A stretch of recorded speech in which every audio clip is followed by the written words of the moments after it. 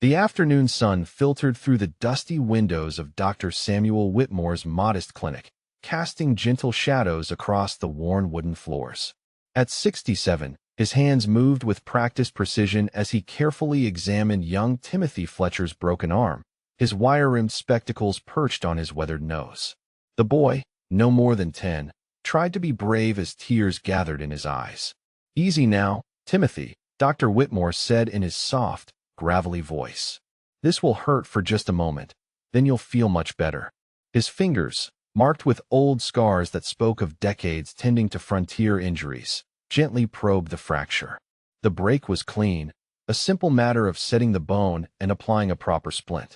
The boy's mother, Rebecca Fletcher, wrung her hands nervously near the examination table. "Doctor, I must tell you plainly, we haven't much money for payment. My husband passed last winter, and the farm barely keeps us fed." Dr. Whitmore glanced up at the young widow, noting the patches on her worn dress and the worry lines that had aged her beyond her years. "Mrs. Fletcher," he replied with quiet kindness, "there are some debts that can't be measured in coin. Your boy needs proper care, and that's payment enough for an old doctor like me." He began preparing the splinting materials, his movements efficient despite his apparent frailty. "Timothy here reminds me of my own grandson, had I been blessed with children of my own." The clinic door suddenly burst open with such violence that the hinges protested. 3 men filled the doorway, their faces hard as granite and their hands resting on gun handles. The largest of them, a barrel-chested brute with a thick black beard, pressed a bloody hand against his shoulder. His pale eyes surveyed the room like a predator sizing up prey. "Old man," the bearded leader growled, his voice rough as sandpaper. "You're going to patch me up, and you're going to do it quick." The other 2 men stepped inside, closing the door behind them with deliberate menace. One was young and nervous, constantly fidgeting with his weapon, while the third appeared calm and cold, his eyes never stopping their movement around the small clinic. Dr. Whitmore straightened slowly, his aged frame appearing even more fragile next to the imposing gunman. "I'm afraid you'll have to wait your turn, gentlemen. I'm treating this young man's injury, and proper medical care cannot be rushed." His tone remained perfectly level, as if he were discussing the weather rather than facing down 3 obviously dangerous men. The bearded leader's face darkened like a thundercloud. "The name's Buck Morrison, old-timer, and I don't wait for nobody. Got myself shot by some lucky deputy back in Millfield, and I need this shoulder seen to before the bleeding gets worse." He stepped closer, towering over the elderly physician.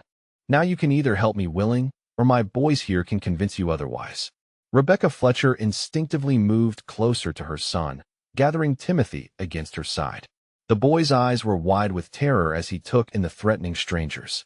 Dr. Whitmore noticed their fear and placed a gentle, reassuring hand on Timothy's good arm before turning his attention fully to the wounded outlaw.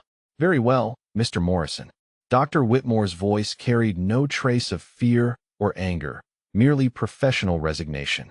"Please remove your shirt and sit on that chair while I gather my instruments. But I must insist that you allow Mrs. Fletcher and her son to leave. They have no part in whatever business brought you here with that bullet wound." Morrison's shirt fell to the floor in a heap, revealing the ugly bullet wound that had torn through his left shoulder. Blood had caked around the entry point, and Dr. Whitmore could see immediately that the projectile was still lodged against the shoulder blade. He moved to his instrument cabinet with measured steps, selecting his finest forceps and a small, sharp knife. "Hold still now," Dr. Whitmore instructed as he began cleaning the wound. "This will be uncomfortable, but I need to extract the bullet before infection sets in." His hands worked with remarkable steadiness for a man his age, probing the wound with surgical precision. Morrison tensed as the forceps searched for the lead fragment, but the old doctor's technique was sure and efficient. "You got steady hands for an old coot," Morrison admitted grudgingly as Dr. Whitmore maneuvered the bullet free with a soft metallic clink into a metal tray. "Most frontier doctors I've met shake like leaves in a windstorm." There was suspicion in his voice, as if the physician's calm competence under pressure struck him as unusual. "Experience, Mr. Morrison." Dr. Whitmore began cleaning and stitching the wound with methodical care. "I've been practicing medicine on the frontier for more than 20 years. A man learns to keep his hands steady when lives depend on it." The sutures went in with perfect spacing, each one precisely placed to promote proper healing. The youngest of the three outlaws, a nervous boy who couldn't have been more than 19, suddenly stiffened near the window. "Boss," he called urgently, "we got company coming. There's a wanted poster out here with your face on it, and I can see dust clouds on the horizon. Looks like riders, maybe 6 or 7 of them." Morrison cursed viciously as Dr. Whitmore finished the final stitches and began wrapping the shoulder with clean bandages. That deputy must have gotten word to the territorial marshal faster than we figured. He stood abruptly, testing the movement in his newly treated arm. The work was expertly done, but his mood had turned deadly dangerous. "Pete, Jake, we're taking hostages," Morrison declared, his cold eyes settling on Rebecca Fletcher and her son. "These folks are coming with us as insurance until we're clear of this territory. Can't have no posse following too close if we got innocent blood to spill." Rebecca gasped and pulled Timothy closer as the outlaw named Pete moved toward them with obvious intent. "Please," she pleaded, "my boy is just 10 years old. He needs medical attention for his broken arm. We're no threat to you." Her voice shook with terror, but she positioned herself protectively between the gunman and her son. "That's exactly why you're perfect, lady," Morrison replied with a cruel smile. "Posses get real careful when there's women and children involved. Makes them hesitate just long enough for us to get clear." He nodded to Pete, who reached out to grab Rebecca's arm roughly. Timothy, despite his broken arm and obvious fear, stepped forward to defend his mother. "Don't you touch her," he shouted with all the fierce courage a 10-year-old could muster. His small fist swung wildly at Pete's leg, more gesture than threat, but the outlaw's reaction was swift and brutal. Pete backhanded the boy with casual violence, sending Timothy crashing into Dr. Whitmore's instrument cabinet. Glass bottles shattered as the child hit the floor, his broken arm taking the worst of the impact. He cried out in pain as fragments scattered around him, and a cut opened on his forehead where he'd struck the cabinet's edge. Dr. Whitmore's entire demeanor shifted in that instant. His aged frame seemed to straighten slightly, and his pale blue eyes took on a quality that Morrison would later remember as winter ice. "The boy needs immediate medical attention," he said in a voice that had gone flat and emotionless. "I suggest you let him go." Morrison laughed, but there was something in the old doctor's tone that made the sound forced. Listen to the old sawbones giving orders like he's got some kind of authority here. "Tell you what, Doc, you patch up the kid real quick, then all 3 of you are coming with us. Anyone tries to follow, and I'll put a bullet in the boy's other arm."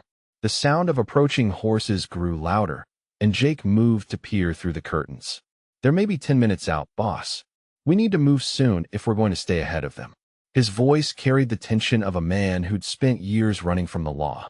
Dr. Whitmore knelt beside Timothy, quickly examining the new head wound while keeping his movements deliberately calm. The boy was conscious but dazed, blood trickling from the cut on his forehead. As he worked, the old physician spoke without looking up at Morrison. "Take me instead. I'm the one who treated your wound. A doctor makes better leverage than a widow and an injured child." Morrison's eyes narrowed with suspicion and dark amusement. "You trying to play hero, old man? That's real touching, but I think I'll keep all my options open. Pete, Jake, tie up the doc good and tight. We'll take all 3 of them, but if that posse gets too close, we start with the kid." The 2 outlaws moved toward Dr. Whitmore with lengths of rope, but something in his bearing gave them momentary pause. He remained crouched beside the injured boy, his scarred hands gentle as he cleaned Timothy's wounds. Yet there was an aura about him that seemed inconsistent with his apparent frailty. Morrison watched this interaction with growing unease, though he couldn't quite identify what troubled him about the old frontier doctor who worked with such unsettling composure under the threat of death. As Pete approached with the rope, his eyes fell upon Dr. Whitmore's exposed forearms where the sleeves had been rolled up during the medical procedures. What he saw there made him stop mid-step, his face draining of color. The old doctor's arms were crisscrossed with dozens of old scars, some thin and precise like surgical cuts, others jagged and violent like those left by shrapnel or blade wounds. But before you find out what happens next, if you're enjoying this story of hidden courage and deadly precision, hit that like button and tell me in the comments what country you're watching from. This tale is about to take a turn that will surprise you. Now stay with me because what's coming will change everything you thought you knew about this quiet frontier doctor. Boss, Pete whispered urgently, his voice tight with sudden fear. Something ain't right about this old doc. Look at his hands, look at his arms. These ain't the kind of scars you get from setting broken bones and delivering babies. The young outlaw's hands trembled slightly as he held the rope, his earlier confidence evaporating like morning mist. Morrison moved closer to examine Dr. Whitmore more carefully, noting not just the scars but the way the old man held himself. Despite his apparent age and frailty, there was something in his posture that spoke of discipline and training. The doctor's movements, even while tending to the wounded boy, carried an efficiency that seemed almost military in its precision. What kind of doctoring puts that many knife marks on a man? Morrison demanded, suspicion growing in his voice. You've been cutting up more than patience, old-timer. Those scars tell a different story than the one you've been selling. His hand moved instinctively toward his gun, though he couldn't quite articulate why this elderly physician suddenly seemed threatening. Dr. Whitmore continued his gentle care of Timothy, but his voice carried a new edge when he spoke. I've saved more lives than you've taken, Mr. Morrison.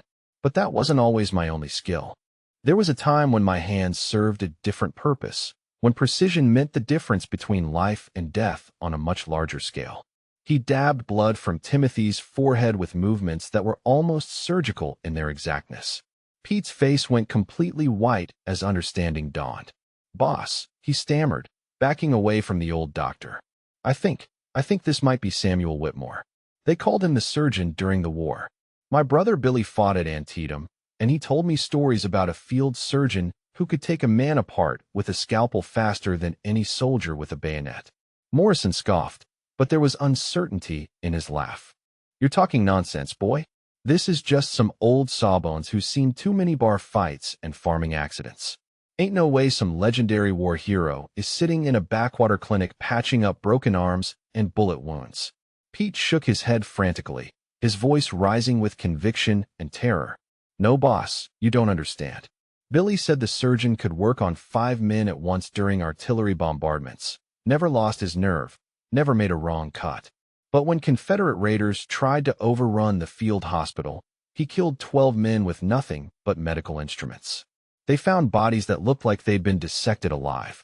Dr. Whitmore's hands stilled on Timothy's bandages, and when he looked up at the outlaws, his pale blue eyes had taken on a quality that made Morrison's blood run cold. 23 years ago, I hung up my commission and took an oath to do no harm. I came to this frontier town to heal people, to make up for all the cutting and killing I did in service of my country. The temperature in the room seemed to drop with each word he spoke. But you shot my patient, Dr. Whitmore continued, rising slowly to his full height. His posture had changed completely, the stooped frailty replaced by something that spoke of command and deadly competence. During the war, when enemy forces threatened my patients, I was authorized to use any means necessary to protect them. Old habits, Mr. Morrison, die very hard indeed. Jake, who had been silent until now, found his voice in a strangled whisper. Boss, maybe we should just go. Leave these folks be and ride out fast. There's something about this old man that ain't natural. Look at his eyes, boss. Look at the way he's standing now. Morrison stared at Dr. Whitmore, seeing for the first time what his men had noticed. The elderly doctor who had seemed so frail and harmless just minutes before now stood with the bearing of a soldier. His scarred hands hung loose at his sides, but there was something about their positioning that suggested they could move with lethal speed if needed. The sound of approaching horses grew louder, and Morrison knew he was running out of time to make a decision. But looking at Dr. Whitmore now, at those winter-cold eyes and the way he held himself like a man accustomed to violence, the outlaw leader began to suspect that taking hostages might be the least of his problems. This quiet frontier physician was something far more dangerous than any of them had imagined. You're bluffing, Morrison said, but his voice lacked conviction. Trying to spook us with tall tales about some war hero. You're just an old doctor who's gotten lucky with a few tough patients. His hand tightened on his gun grip, but something in Dr. Whitmore's calm gaze made him hesitate to draw the weapon. Dr. Whitmore's response came in a voice like winter wind through cemetery stones. I performed 17 amputations in one night at Gettysburg while Confederate artillery tried to level the field hospital. I've set bones while bullets flew overhead and sutured arteries with enemy cavalry charging past my tent. What makes you think 3 small-town outlaws would make me nervous? The old doctor's transformation was complete now, and even Rebecca Fletcher, despite her terror for her son, could see that the gentle physician who had treated Timothy's broken arm with such kindness was also something far more formidable. The scars on his hands and arms told stories of violence survived and violence delivered, and his eyes held the steady gaze of a man who had faced death many times and learned to master it rather than fear it. Morrison's nerve finally snapped under Dr. Whitmore's steady gaze. With a snarl of frustrated rage, he drew his pistol and aimed it directly at Rebecca Fletcher's head. "I don't care if you're George Washington himself, old man. You're going to do exactly what I tell you, or this lady's brains are going to decorate your nice clean walls." The threat hung in the air for exactly 3 seconds before Dr. Whitmore moved. His motion was so swift and economical that Morrison barely registered it happening. A surgical scalpel, plucked from the nearby instrument tray, flew through the air with the precision of 23 years of battlefield experience. The blade struck Morrison's gun hand with surgical accuracy, severing the flexor tendon that controlled his grip. Morrison's scream echoed through the clinic as his pistol clattered to the floor, his fingers suddenly unable to close around the weapon's handle. Blood flowed from the precise cut, and Dr. Whitmore's voice remained clinically detached as he observed his handiwork. Precise incision through the flexor digitorum profundus. Minimal collateral damage. Temporary disability lasting approximately 6 to 8 weeks with proper care. That was a warning, Mr. Morrison. Pete fumbled for his own weapon with panic-stricken hands, but Dr. Whitmore was already in motion. The old doctor moved with the fluid efficiency of a man who had performed life-and-death procedures while cannon shells exploded around his operating table. A bone saw, designed for amputations, left his hand with deadly precision, striking Pete's wrist and severing the exact nerve cluster that controlled his gun hand. The young outlaw's weapon fell from nerveless fingers as he stared in horror at the surgical precision of the attack. Dr. Whitmore had moved closer during Pete's moment of shock and now stood within arm's reach. Using knowledge gained from treating countless injuries, the old surgeon struck specific pressure points along Pete's neck and shoulder, dropping the young man unconscious without permanent harm. 2 down in less than 30 seconds, Dr. Whitmore said matter-of-factly, his voice carrying the same calm professionalism he used when explaining medical procedures to patients. During the war, speed meant survival. Every second wasted in the surgical tent meant another soldier died from blood loss or shock. I learned to work very, very fast. Jake, the last of Morrison's gang still standing, had watched his companions disabled with surgical efficiency that defied belief. His own pistol trembled in his shaking hands as he tried to aim at the transformed doctor. "You're some kind of demon," he whispered, backing toward the door. "This ain't natural, what you just did. No normal man moves like that." Dr. Whitmore picked up a bone probe from his instrument tray, testing its weight and balance with the casual expertise of a craftsman examining his tools. During the Battle of Chancellorsville, Confederate raiders tried to overrun our field hospital. I had 40 wounded men under my care who couldn't be moved. The raiders thought a medical tent would be easy pickings. He moved closer to Jake with measured steps, each one calculated to build psychological pressure. "What happened to them raiders?" Jake asked despite himself, his voice tight with fear and morbid curiosity. His gun hand continued to shake, making accurate aim impossible as the old doctor approached with predatory calm. "I treated 23 Union soldiers that night and saved every one of them." Dr. Whitmore's eyes held the flat expression of a man recounting clinical facts. The 12 Confederate raiders were found the next morning arranged in a neat row outside the surgical tent. Each one had been killed with precision instruments, their wounds so exact they looked like surgical demonstrations. Clean cuts, minimal bleeding, instant incapacitation. Jake fired wildly, his nerve finally breaking completely under the weight of Dr. Whitmore's calm recitation of past violence. The bullet went wide, shattering a medicine bottle on the far wall. Before Jake could fire again, the bone probe left Dr. Whitmore's hand with the same surgical precision that had characterized all his movements. The instrument struck Jake's wrist at exactly the right angle to sever the radial nerve, causing immediate paralysis in his gun hand. Jake's weapon clattered to the floor as he clutched his suddenly useless hand to his chest. "Please don't kill me," he begged, all his earlier bravado replaced by naked terror. "I didn't sign up for this kind of thing. Morrison said it would be easy money, just rob a few banks and move on. Nobody told me we'd be facing some kind of ghost from the war." Dr. Whitmore moved to Rebecca and Timothy, kneeling beside the frightened mother and child with the same gentle manner he had shown before the violence began. "Are you injured, Mrs. Fletcher? Did any of these men harm you beyond what I witnessed?" His voice had returned to its earlier warmth and concern, as if the deadly efficiency he had just displayed was simply another medical procedure. Rebecca shook her head, clutching Timothy protectively while staring at Dr. Whitmore with a mixture of gratitude and awe. "You saved us, Doctor. I don't understand how, but you saved us." Her voice trembled with relief and residual fear from the ordeal. Dr. Whitmore gently examined Timothy's head wound, checking the bandages he had applied earlier. The boy looked up at him with wide eyes full of hero worship.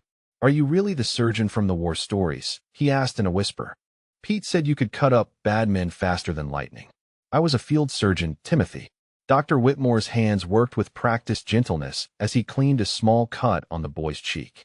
"My job was to save lives, to put soldiers back together after battle tore them apart. Sometimes, protecting my patients meant I had to use my surgical skills in ways I didn't prefer. But every technique I used tonight was designed to disable, not kill."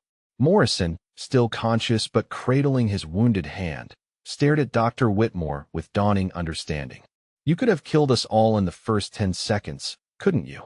All that talk, all that waiting. You were just giving us chances to surrender." His voice carried grudging respect mixed with lingering fear. 23 years ago, I took an oath to do no harm," Dr. Whitmore replied, beginning to gather medical supplies to treat the wounds he had inflicted.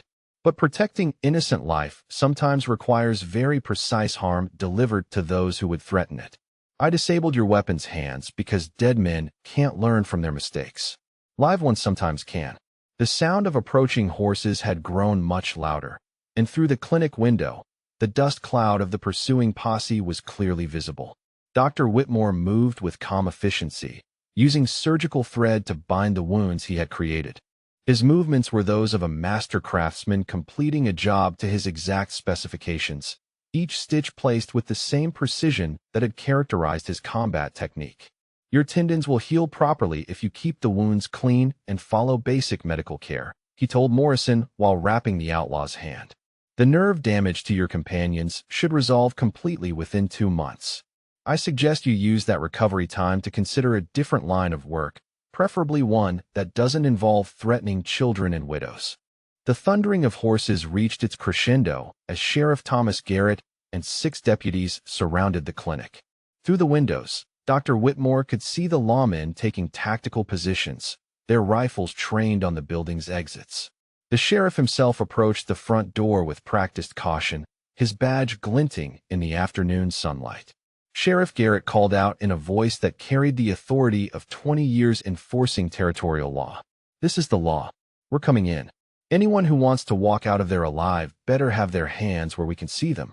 The door opened slowly, revealing the tall, weathered lawman with his weapon drawn but pointed toward the floor. "Sheriff," Dr. Whitmore called calmly from where he knelt beside Timothy. "The situation is under control.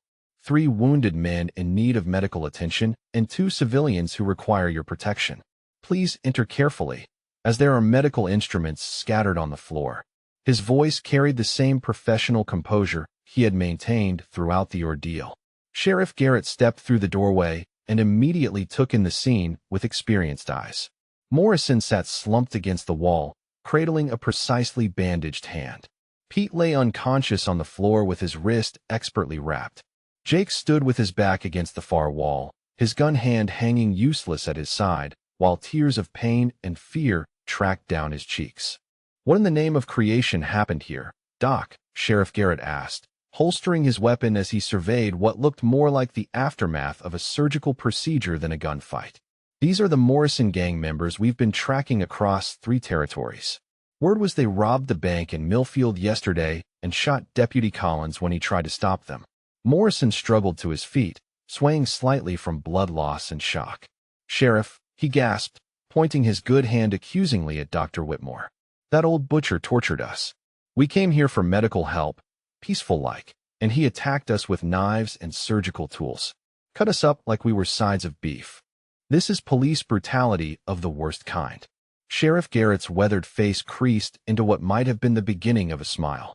"Buck Morrison, you're wanted for bank robbery, attempted murder of a peace officer, and terrorizing civilians across half the territory. If Doc Whitmore here managed to subdue all three of you without killing anybody, I'd say that shows considerable restraint on his part." Dr. Whitmore rose slowly from beside Timothy, brushing dust from his medical apron with movements that seemed deliberately calm and measured. "Sheriff Garrett, these men burst into my clinic while I was treating young Timothy's broken arm. They threatened Mrs. Fletcher and her son, demanded I treat Mr. Morrison's gunshot wound, then attempted to take all three of us hostage when your posse approached." The sheriff nodded, his experienced eye taking in Rebecca Fletcher's obvious distress and Timothy's injuries. "Mrs. Fletcher, are you and the boy hurt? Did these men harm you in any way beyond frightening you?" His voice carried genuine concern mixed with professional authority. Rebecca found her voice after several moments of trying to process everything she had witnessed. "Sheriff, they grabbed me and threatened to kill Timothy. That man Morrison struck my boy and knocked him into the doctor's cabinet. Dr. Whitmore, he protected us. I've never seen anything like what he did. It was like watching a master craftsman at work." Deputy Marshal Crawford, Sheriff Garrett's most experienced lawman, stepped into the clinic and immediately recognized Dr. Whitmore. "Doc, it's good to see you again. Haven't run into you since you patched up my deputy after that shootout with cattle rustlers last spring." His tone carried genuine respect and familiarity. Morrison's condition began deteriorating as the shock of his injuries combined with blood loss from the precisely severed tendon. The cut had been so exact that minimal bleeding had occurred initially, but now his face was growing pale and his breathing shallow. Despite his accusations against the doctor, his body was displaying classic signs of medical distress. Dr. Whitmore noticed Morrison's declining condition immediately and moved toward him with professional concern overriding any personal animosity. "Mr. Morrison, you're showing signs of shock from blood loss. I need to check your wound and possibly provide additional treatment. Medical ethics require that I offer care regardless of our recent difficulties." "Don't you touch me," Morrison snarled weakly, but his voice lacked conviction as waves of dizziness made him grip the wall for support. "You already carved me up once. I ain't giving you another chance to finish the job." His words were brave, but his body language showed a man fighting unconsciousness. Sheriff Garrett observed this interaction with growing understanding of what had actually occurred. "Doc, am I correct in assuming you used your medical knowledge to disable these men rather than simply shooting them down? That would explain why they're all still breathing despite being completely neutralized as threats." Pete began stirring back to consciousness, his hand moving instinctively toward his boot, where he had concealed a small derringer as insurance against exactly this kind of situation. The movement was subtle, designed to escape notice while the attention focused on Morrison's medical distress and the sheriff's questions about the confrontation. Dr. Whitmore's peripheral vision caught the motion immediately. His training from battlefield surgery had developed an awareness of his surroundings that bordered on supernatural. Without looking directly at Pete, he selected a long surgical probe from his instrument tray and moved it to his left hand with casual precision. The probe left Dr. Whitmore's hand with the same surgical accuracy that had characterized all his movements throughout the confrontation. It struck Pete's reaching hand and pinned it to the wooden floor, the sharp point driving through the exact space between the fourth and fifth metacarpal bones. Pete screamed as his hidden weapon clattered away, completely unable to reach it with his hand literally nailed to the floorboards. The human hand contains 27 bones, 34 muscles, and over 100 individual ligaments, Dr. Whitmore explained in the same tone he might use when teaching anatomy to medical students. "I know the precise location of every nerve cluster, every pressure point, and every vulnerable joint. That probe missed all vital structures while ensuring complete immobilization." "Jake," Witnessing this display of clinical precision, lost all remaining composure and dropped to his knees. "Please don't hurt me anymore," he sobbed, his wounded hand clutched protectively against his chest. "I surrender completely. I'll confess to everything we've done. Just don't cut me up anymore. I can't take any more of this surgical nightmare." Sheriff Garrett stared at Dr. Whitmore with newfound respect and a hint of unease. "Doc, I've heard stories about a battlefield surgeon from the war who could disable enemy soldiers with medical instruments. Always figured those tales were exaggerated for dramatic effect. Seems I might have been mistaken about that." Morrison, desperate and growing weaker from blood loss, spotted a broken medicine bottle near his feet. With his last reserves of strength, he grabbed the jagged neck and lurched toward Timothy, who sat wide-eyed and helpless with his broken arm. "If I'm going to hang anyway, I might as well take one of you with me. This whole mess started because of that brat." Dr. Whitmore's entire demeanor transformed in that instant. The gentle physician vanished, replaced by something cold and implacably deadly. His voice, when he spoke, carried the authority of a man who had operated while Confederate cavalry charged past his surgical tent. "Son, I've cut through rebel cavalry charges and Union artillery barges. I've performed amputations while cannonballs exploded overhead and sutured arteries while enemy sharpshooters tried to pick me off." Morrison found himself frozen by the winter-ice quality in Dr. Whitmore's eyes, the broken bottle trembling in his weakening grip. Something in the old doctor's bearing spoke of violence survived and violence delivered, of skills honed in the crucible of America's bloodiest conflict. This was not the gentle frontier physician who had bandaged his wound, but something far more dangerous. "I took an oath to do no harm," Dr. Whitmore continued, moving closer with predatory calm. "But sometimes, stopping evil requires very precise harm delivered at exactly the right moment. You've threatened my patients twice now. Medical ethics require that I protect those under my care by any means necessary." In a movement too fast for Morrison's pain-clouded vision to follow, Dr. Whitmore struck. His hand, guided by decades of surgical precision, found the exact pressure point on Morrison's ulnar nerve that would cause instant paralysis in his arm. The broken bottle fell harmlessly to the floor as Morrison's arm went completely numb from shoulder to fingertip. Morrison collapsed backward against the wall, his strength finally exhausted by pain, blood loss, and the psychological impact of facing an opponent whose skills transcended anything in his criminal experience. He stared at Dr. Whitmore with grudging respect mixed with lingering terror. "You could have killed us all from the very beginning, couldn't you? All that talking, all those warnings, you were just giving us chances we didn't deserve." Dr. Whitmore knelt beside Morrison and began checking his pulse and examining his color for signs of serious shock. 23 years ago, I swore an oath to preserve life and do no harm. But that oath also requires me to protect innocent life from those who would destroy it. Every technique I used here was calculated to disable without permanent damage." Sheriff Garrett began organizing his deputies to transport the prisoners, while Dr. Whitmore continued his medical assessment of the wounded outlaws. "Doc," he said quietly, "I've been enforcing law in this territory for 2 decades, and I've never seen anything quite like what you accomplished here. 3 dangerous criminals subdued without a single fatality or permanent injury. That takes skill most men can't even imagine." The old doctor moved from patient to patient, checking bandages and ensuring proper medical care despite their crimes against him and his other patients. "I learned my surgical techniques in field hospitals where every second meant the difference between life and death. Speed, precision, and economy of motion were matters of survival. Those habits never really leave a man, Sheriff. They just find new applications when circumstances require it." Deputy Marshal Crawford assisted Dr. Whitmore in preparing the prisoners for transport, marveling at the precise nature of each wound. "Doc, these cuts are so exact they look like illustrations from a medical textbook. How did you learn to be so accurate under pressure like that? Most men's hands shake when guns are pointed at them." Dr. Whitmore finished checking Pete's pinned hand and carefully extracted the surgical probe without causing additional damage. "During the war, I operated on soldiers while artillery bombardments shook the surgical tent. Enemy cavalry charges, sniper fire, and cannon barrages all became routine background noise.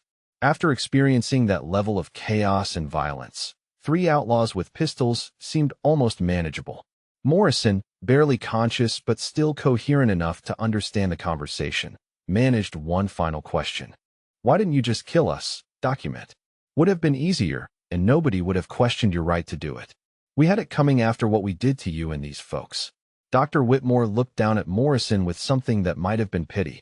Because dead men can't learn from their mistakes, Mr. Morrison. Dead men can't change their ways or make amends for the harm they've caused. I took an oath to preserve life, not destroy it. Even when that life belongs to men who've chosen violence and crime as their path. The sheriff's men finished securing the prisoners and preparing them for the journey back to town, where they would await trial for their various crimes across multiple territories. Sheriff Garrett paused beside Dr. Whitmore before departing. Doc, I hope you know that what you did here today will be remembered. Word's going to spread that there's a doctor in this territory who can protect more than just health and wellness. Dr. Whitmore began the process of cleaning up his clinic, returning scattered instruments to their proper places with the same methodical precision that had characterized his medical practice for over 2 decades. I hope the word that spreads is that there's a doctor here who will do whatever is necessary to protect his patients and his community. Sometimes healing requires more than medicine and bandages, Sheriff. Sometimes it requires standing against those who would harm the innocent. 3 weeks had passed since the Morrison gang's capture, and the autumn morning brought crisp air through the windows of Dr. Whitmore's clinic.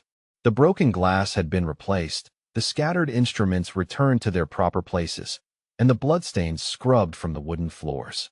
To a casual observer, nothing remained to suggest that this quiet medical practice had been the scene of such dramatic violence. The clinic door opened with its familiar gentle chime, and Rebecca Fletcher entered with Timothy at her side. The boy's arm was no longer in its splint, and he moved with the natural energy of a 10-year-old who had healed properly under expert medical care. Dr. Whitmore looked up from his medical journals with the same warm smile he had always shown his patients. Mrs. Fletcher, Timothy, he greeted them with genuine pleasure. Right on time for your follow-up examination. Timothy, how has that arm been feeling? Any pain or stiffness when you move it? His manner had returned completely to that of the gentle frontier physician, showing no trace of the deadly efficiency he had displayed during the confrontation. It feels perfect, Dr. Whitmore, Timothy replied enthusiastically, demonstrating full range of motion in his formerly broken arm. Mother says I can go back to helping with the farm chores next week. I've been practicing throwing rocks at fence posts, and my aim is better than ever. The boy's eyes shone with hero worship as he looked at the old doctor. Dr. Whitmore carefully examined Timothy's arm, testing the bone alignment and muscle development with practiced hands. The healing was complete and perfect, exactly as he had expected from proper medical care. Excellent work, young man.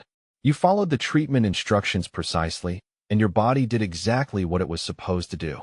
This arm will be as strong as it ever was. Rebecca watched the examination with gratitude and lingering amazement at the transformation she had witnessed in this gentle man. Doctor, she said quietly, people in town have been talking about what happened here. Some of the stories sound almost impossible to believe. How does a frontier physician learn to fight like that? Dr. Whitmore finished his examination and began updating Timothy's medical records with the same methodical precision he applied to all his work. I served as a field surgeon during the war, Mrs. Fletcher. When you're operating on wounded soldiers while battles rage around you, you learn skills that most medical practitioners never need. Emergency medicine under combat conditions requires a very different kind of training. Timothy looked up at him with wide, curious eyes.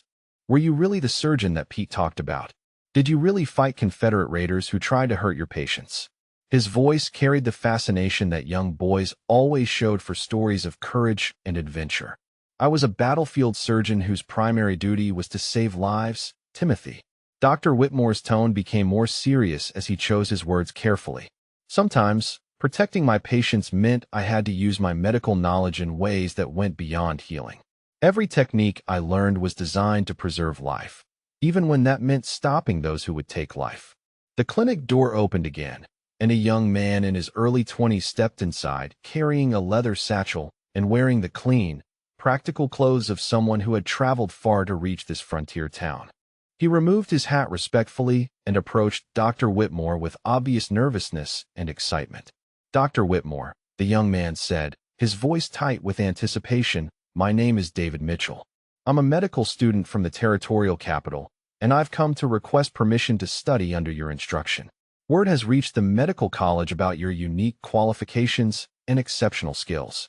Dr. Whitmore studied the earnest young man with the appraising eye he had once used to evaluate soldiers reporting for duty in field hospitals.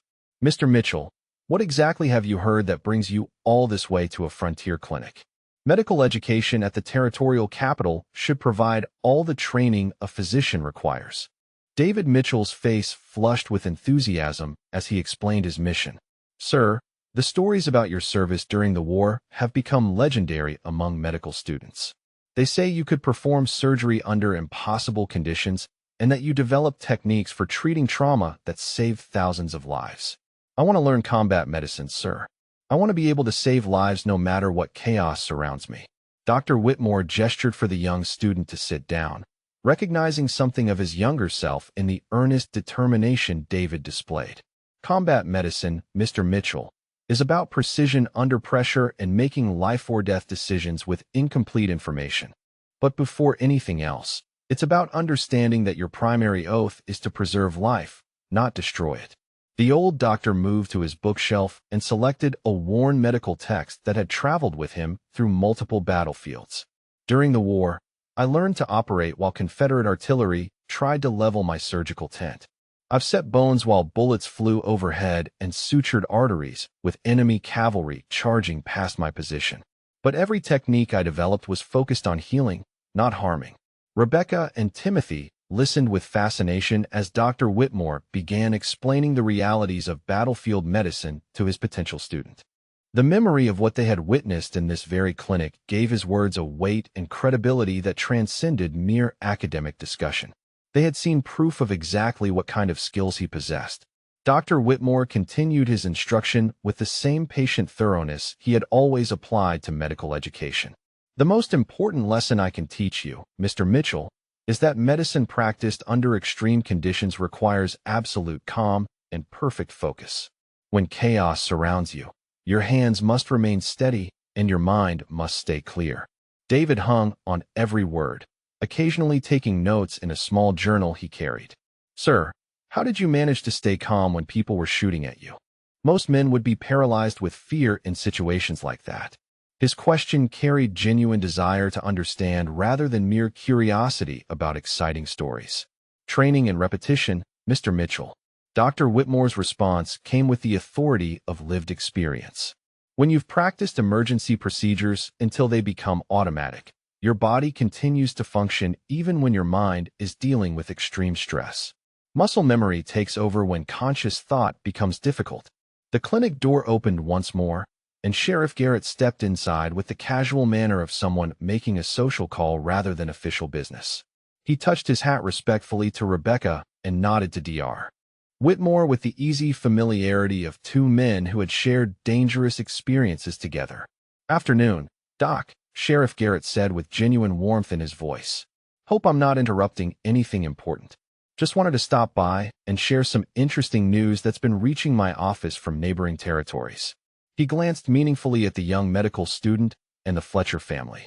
Dr. Whitmore introduced David Mitchell to the sheriff and indicated that the conversation could proceed in front of everyone present.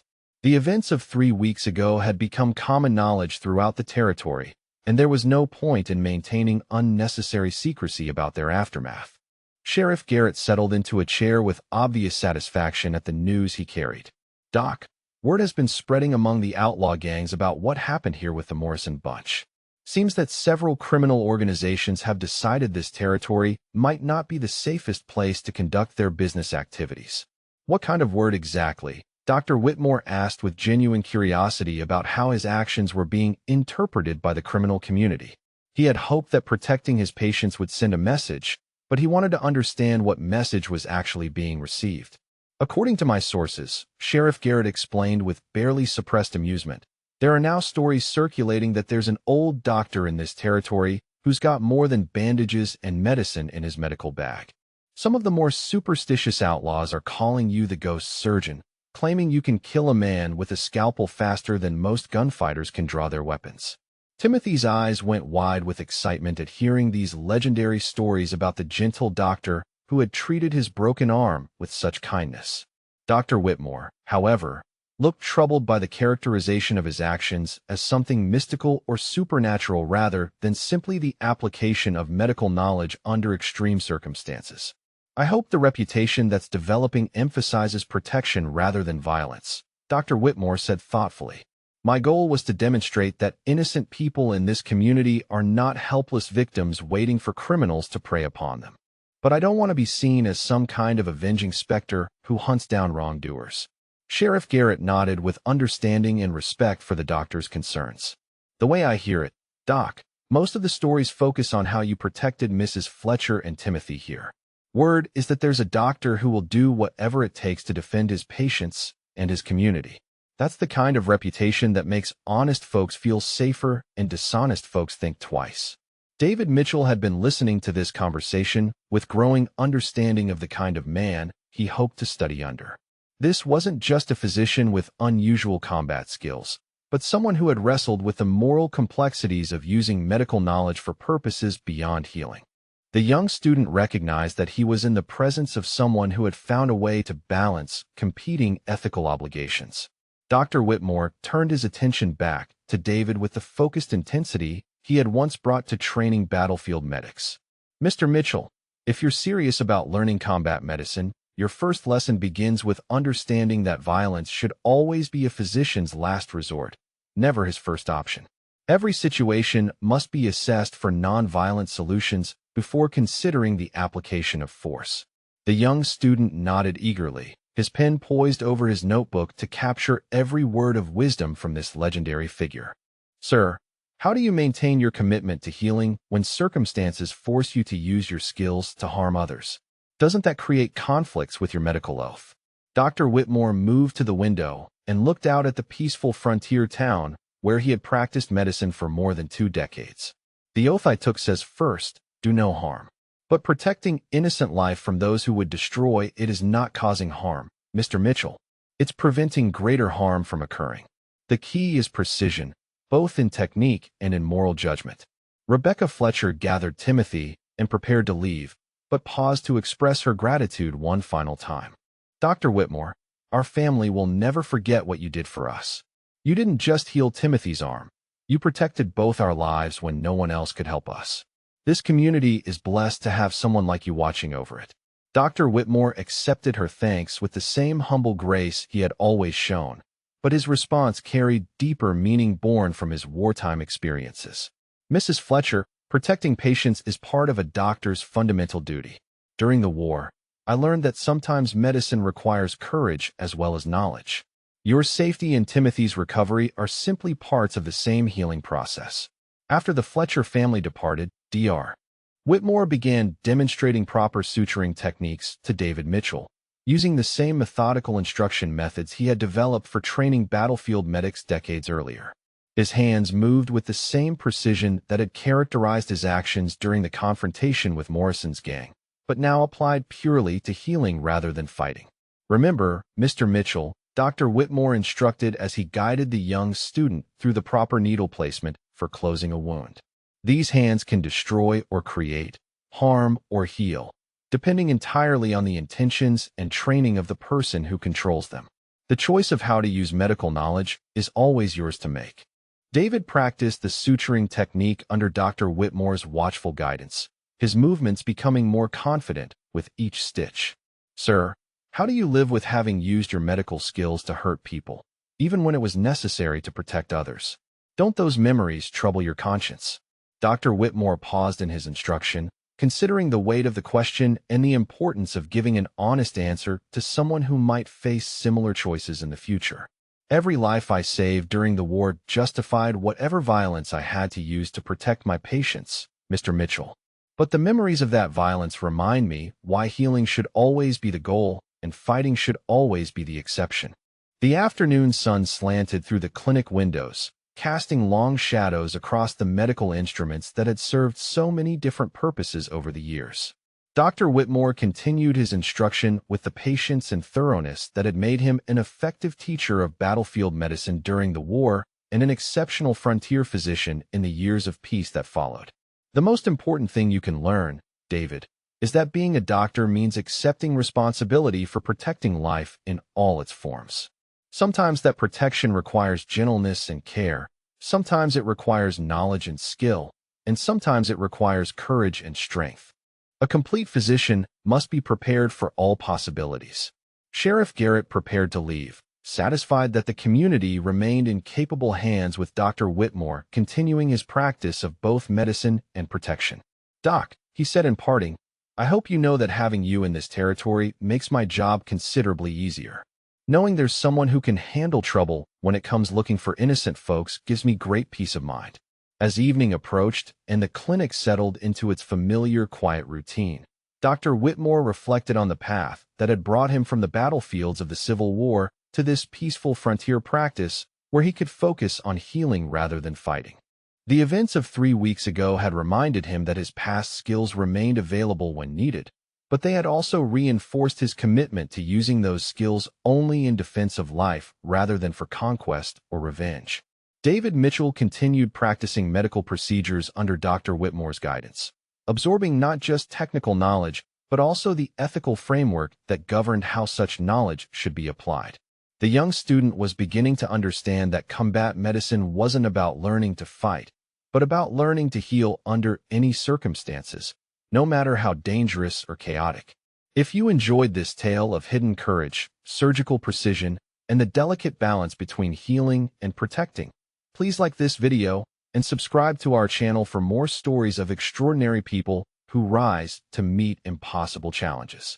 We bring you tales of courage, justice, and the triumph of good over evil every week.